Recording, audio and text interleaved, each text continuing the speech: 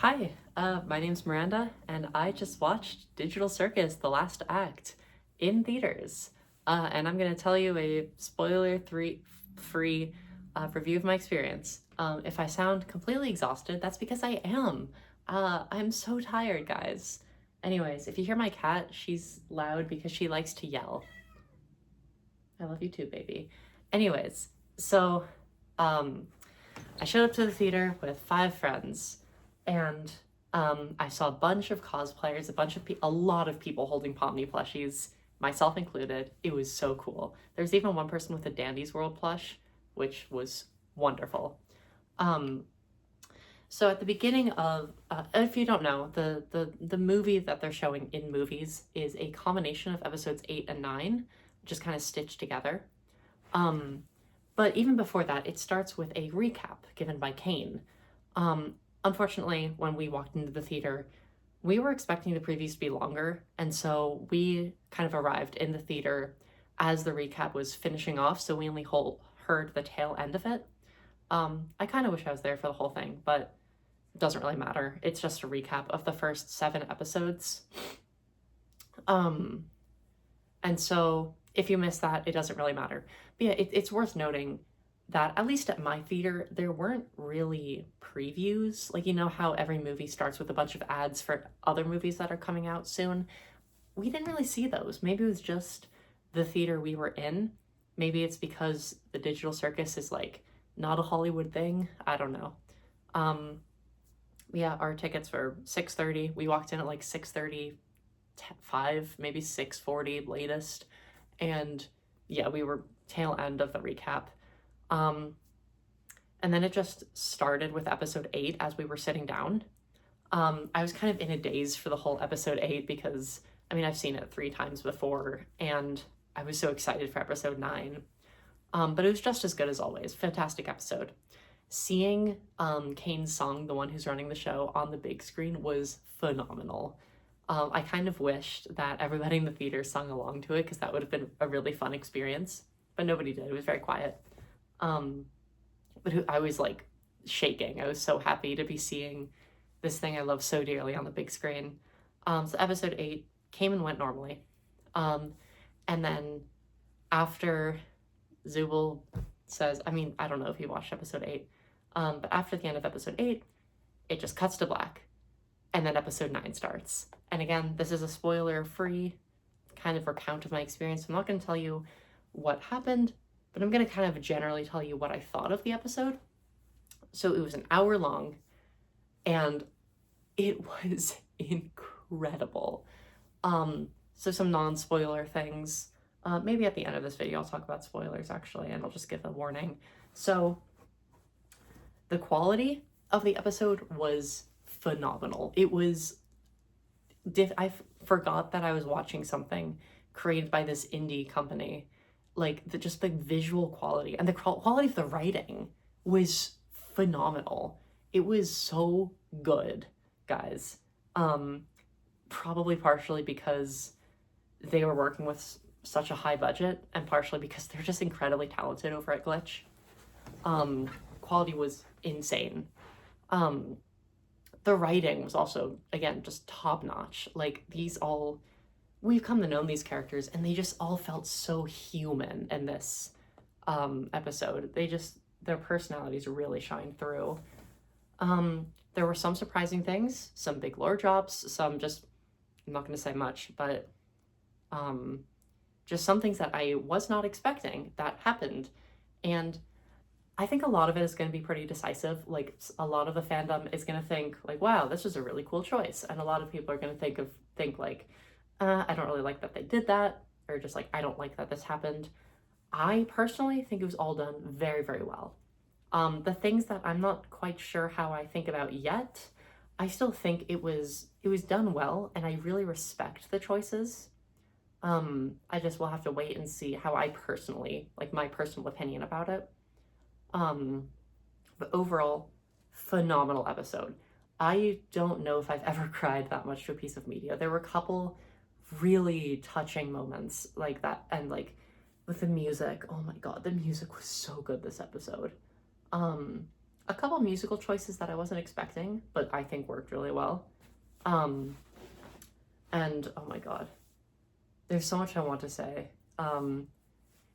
Like, if you're on the fence about whether you should see this in theaters or whether you should just wait for it to come out on YouTube, I thought that the theater experience was so worth it. It was such an amazing experience. I might even see it again in theaters. I loved it so much. The episode was insanely good. Again, some surprises in the episode, some of which not everybody will love. Some people will definitely see these choices they make and just go like, I don't know if I would have done it that way. I think it was all done very, very well. And even the things I'm not sure whether I personally like them or not, I really respect the decisions, and I think that they were executed well. Anyways, and again, this is not to say like I disagree with XYZ choice. This is like, I just need time to process it because I'm such a huge fan of this show, and I feel like numb after expending so many emotions on this incredible piece of media. Yeah, final review, insane, phenomenal experience. Probably never gonna forget it. I shed so many tears. Oh my god. Anyways, I think I'm gonna go into a spoiler section. So if you have not actually, can I even? Yeah, it's in theaters. Okay. If you don't want spoilers, click away now. If you are going to see the episode and you have not yet, you should click away. But if for whatever reason you don't care about spoilers, whether you've seen it or you just literally do not care, spoiler time. So, all right, all those people are gone. So Jax's abstraction, hey? The fact that it just popped out of nowhere was such a bold decision. The fact that there was no real build up to it. Like, there were hints throughout the beginning of the episode that it was going to happen. Like, but the fact that they were just standing there and then you see this abstraction and it just hits you that that's Jax. Like, oh my god.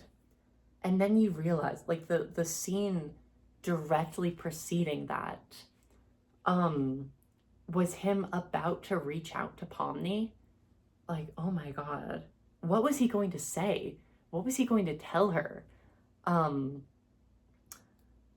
This is, in full honesty, when he was walking up to Pomni, I thought he was about to come out as gay.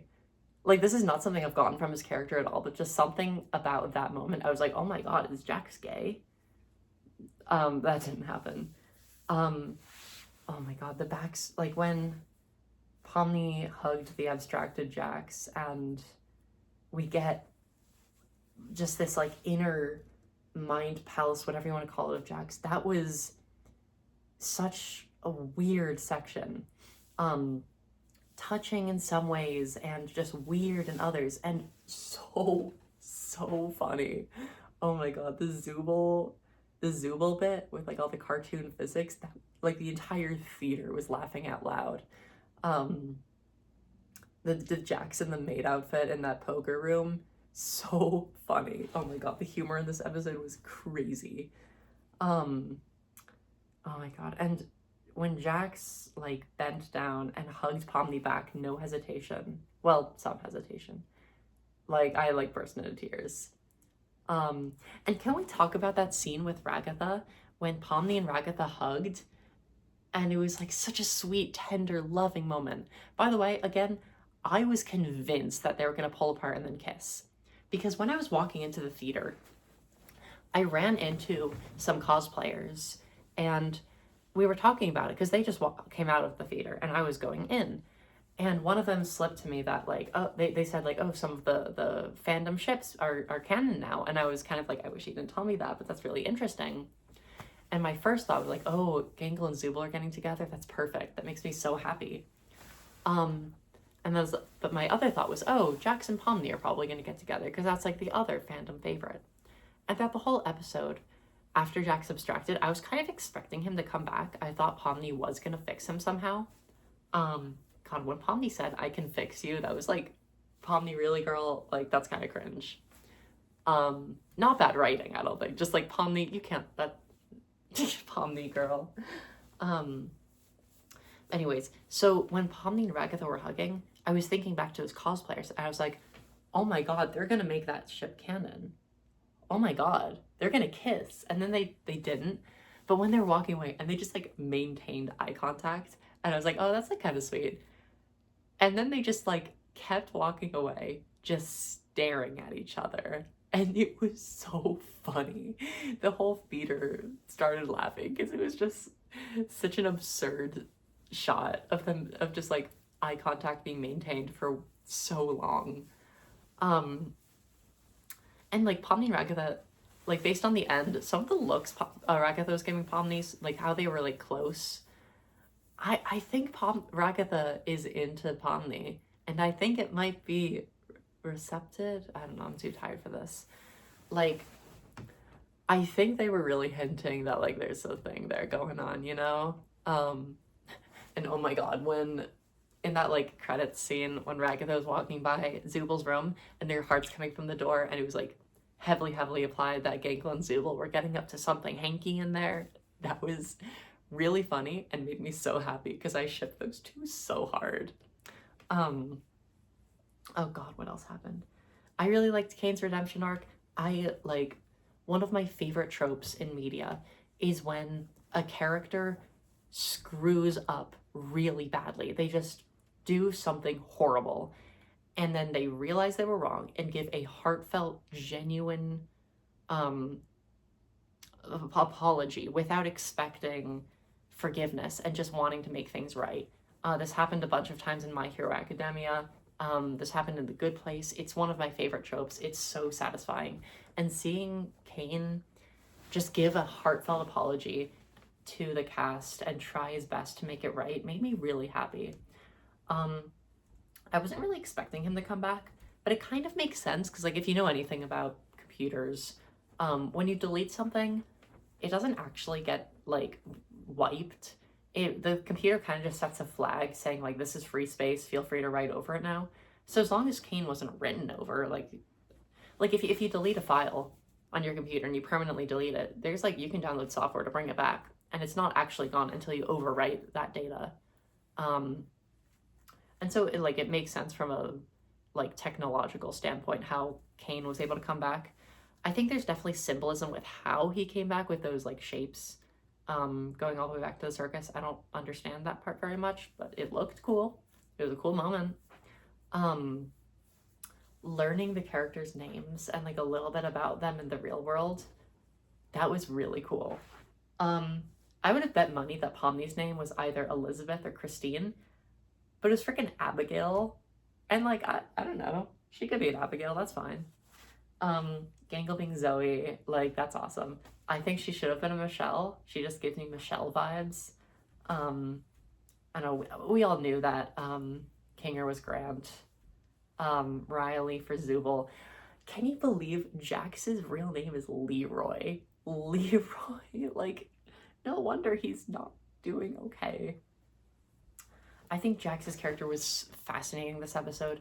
I think a lot of people are going to get mad about the fact that this episode was so much about Jax, but I also feel like it's been made clear by now that Jax and Pomni are simply the main characters of the show, and the others, like, obviously they're also main characters, but to a somewhat lesser degree. So, like, of course the main characters are going to get the most backstory and development. And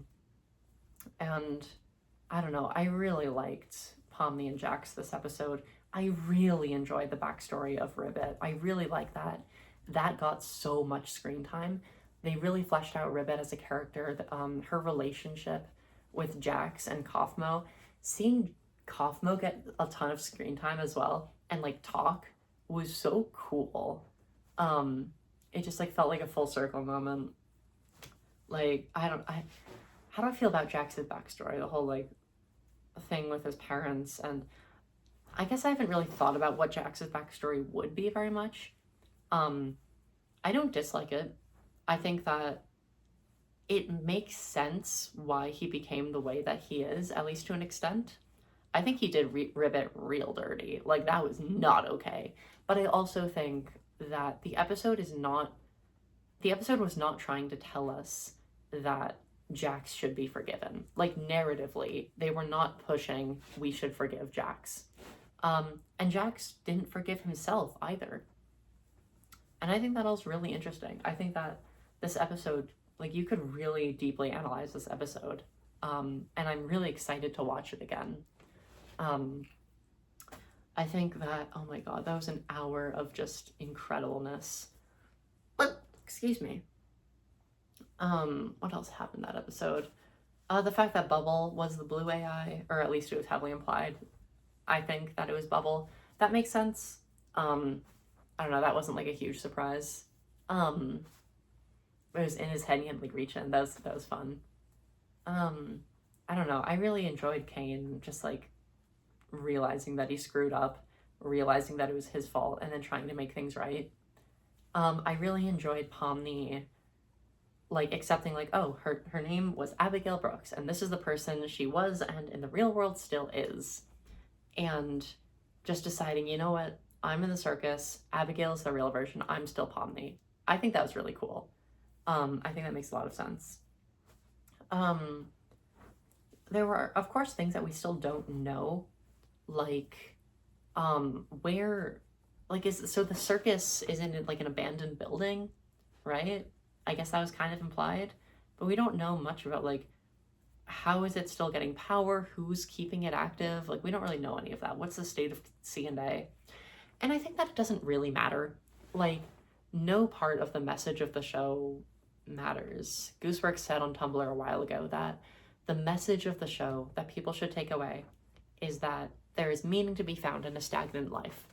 And I think that this episode does that really well.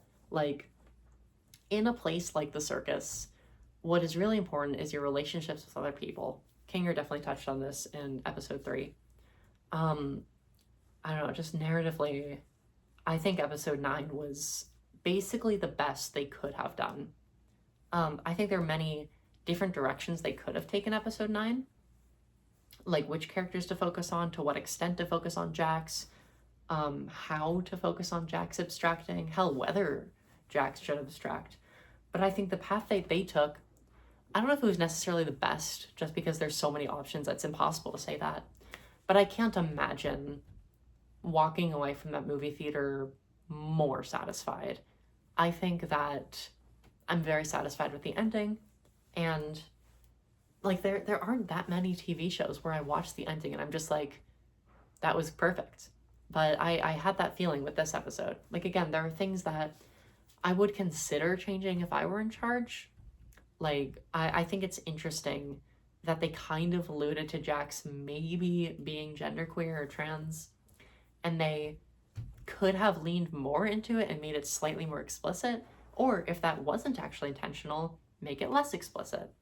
I think that if Pomni and Ragatha are like kind of becoming a thing, because like in that softball scene at the end, having Ragatha look at Pomni like that, like lying on her side all seductive with that look in her eye, it's like, I don't know, I would have preferred if it was either more like explicitly clear, not necessarily entirely, but just like slightly more so, or less, you know?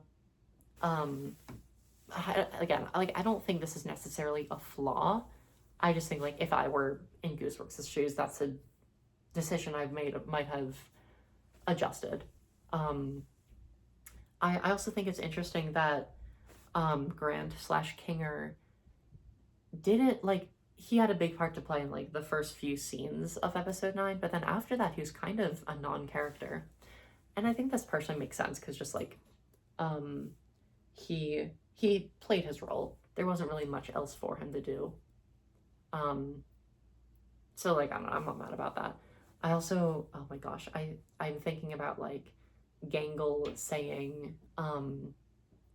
that she, like, couldn't shed tears for Jax. I thought that was really interesting. And then, like, later she could. I was like, oh my god, this is so good.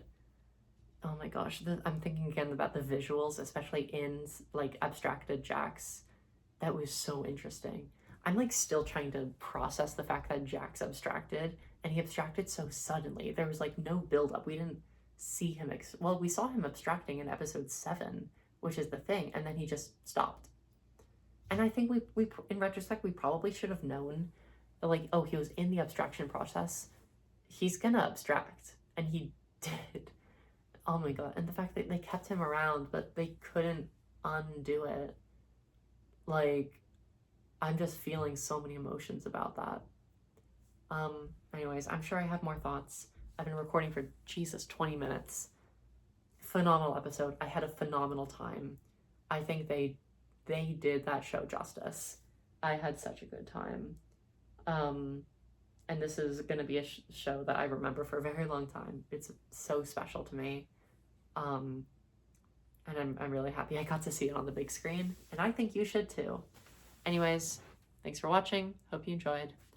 And well, I won't see it. Jeez, there's just no more digital circus. Like, it's just done. That's so weird to think about. Anyways, thanks for watching. See ya.